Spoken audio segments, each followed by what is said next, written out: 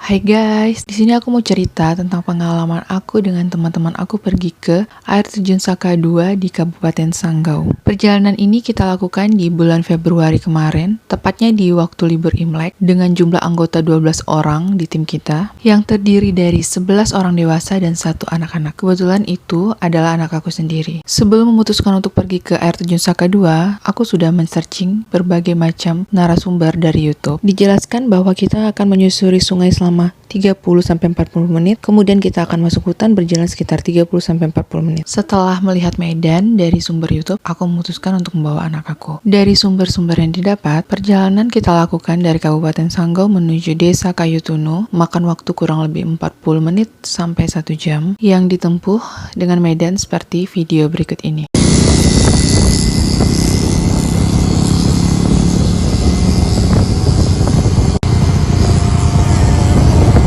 Di awal jalan aspal, kemudian kita menemukan jalan tanah kuning. Sesampainya di Desa Kayutuno, kita masih menunggu untuk tukang perahunya mempersiapkan segala sesuatunya dan membawa kita menyeberang sungai menuju air terjun. Foto ini diambil ketika kita sedang menunggu perahu disiapkan. Tukang perahu sempat menanyai kita apakah dari kita sudah ada yang pernah pergi. Kita jawab salah satu dari tim kita memang sudah pernah ada yang pergi. Karena bapak yang punya perahu berhalangan untuk menghantar kita, jadi beliau menitipkan kita kepada anak beliau yang untuk kemudian anak tersebut yang menyeberangkan kita. Setelah deal-dealan harga, kemudian kita akhirnya menuju perahu dan lanjut menyeberang sungai menuju air terjun Saka 2 Sanggau. Turun.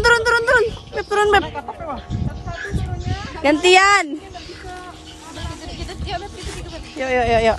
Tidak lama perahu berjalan, kemudian mesin perahu mati tiba-tiba. Kita sempat menunggu di tengah-tengah sungai, kurang lebih sekitar 15-20 menit. Itulah. Oh. Kamu sudah selama mamaku. Ini jangan kalian yang Kak Indah. Alhamdulillah. Lumayan ya. 3 tim sih tidak pada banyak. Sudah 9 orang.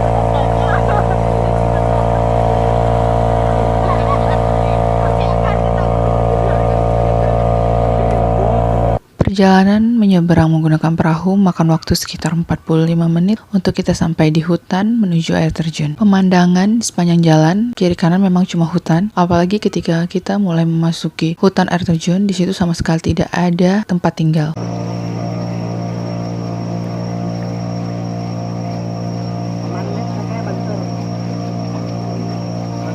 Belum sampai di lokasi, ternyata di tengah perjalanan kita mengalami hambatan. Anak sungai yang akan kita lalui mengering, yang membuat kita harus diturunkan di tengah perjalanan, kemudian harus melanjutkan perjalanan dengan berjalan kaki menyisiri sungai, bahkan ada beberapa titik kita harus berenang. Ini sangat di luar ekspektasi kita karena kita taunya kita harus diturunkan di hutan tepat di ujung jalan air terjun. Kita sempat minta ke anak tukang perahu untuk mengantarkan kita sampai ke air terjun karena teman kita yang sudah pernah pergi tidak pernah diturunkan di tempat itu. Tetapi anak tukang perahu menolak karena dia tidak mengetahui jalan. Kita sempat bertanya beberapa kali kita harus lewat mana. Anak tukang perahu hanya menyarankan masuk saja ke hutan Kak, nanti di sana ada jalan. Dengan modal nekat kita pun akhirnya masuk ke hutan. Map bisa map. Di sini jumlah kita masih lengkap 12 orang. Sampai di 3 jam perjalanan, kemudian kita terpisah karena kita mengira hutan tersebut masih satu kawasan, ternyata kita terpisah dengan tim lainnya. Di tim satunya ada 7 orang, di tim kita ada 5 orang. Karena di hutan tersebut tidak ada sinyal, maka kita mengontak tim yang satunya dengan teriakan.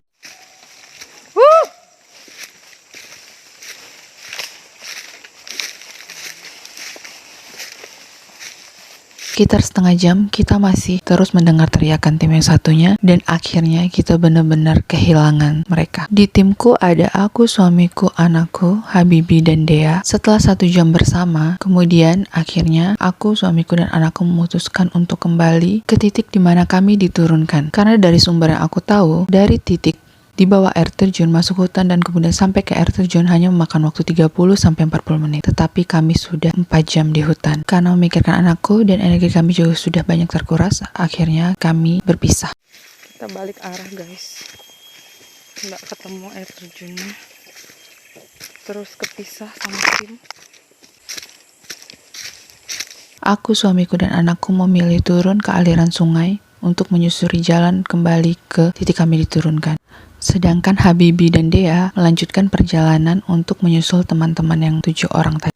Hampir 1 jam, aku, suamiku, dan anakku menyisiri sungai untuk menemukan titik di mana kami diturunkan tadi. Kami tidak memilih jalur hutan karena kami sudah merasa 4 jam kami hanya berputar-putar di sana. Di tengah perjalanan, suamiku menyuruh aku dan anakku untuk menunggu, sementara dia mengecek jalan yang mana benar. Di situ aku dan anakku mendengar teriakan, kode panggilan dari tim kami, tapi kami tidak menemukan mereka. Hanya ada suara tetapi tidak ada wujudnya. Akhirnya, suamiku kembali dan kami melanjutkan perjalanan. Sampai akhirnya kami bertemu dengan abang-abang sedang mencari kayu di hutan, dan kami minta tolong untuk membawa kami ke perahu mereka serta mengembalikan kami ke titik di mana kami akan dijemput perahu kami. Mereka iba karena kami membawa anak kecil, dan akhirnya kami diantarkan sampai ke titik kami diturunkan. Di sana kami masih menunggu Habibi dan Dea yang katanya jika mereka tidak menemukan tim yang lain mereka akan kembali menyusul kepada kami. Sekitar setengah jam menunggu, akhirnya kami bertemu Habibi dan rombongan PT Erna yang kebetulan sedang berlibur. Di situ kami agak terkejut melihat keadaan Dea yang saya lingkari. Mukanya pucat dan dia tidak berbicara sepatah kata pun. Karena tim kami yang 7 orang tadi belum kembali, akhirnya rombongan PT Erna menyarankan kami kembali ke desa Kayu Tunu, sementara dari tim mereka ada yang mencari tim kami yang 7 orang tadi.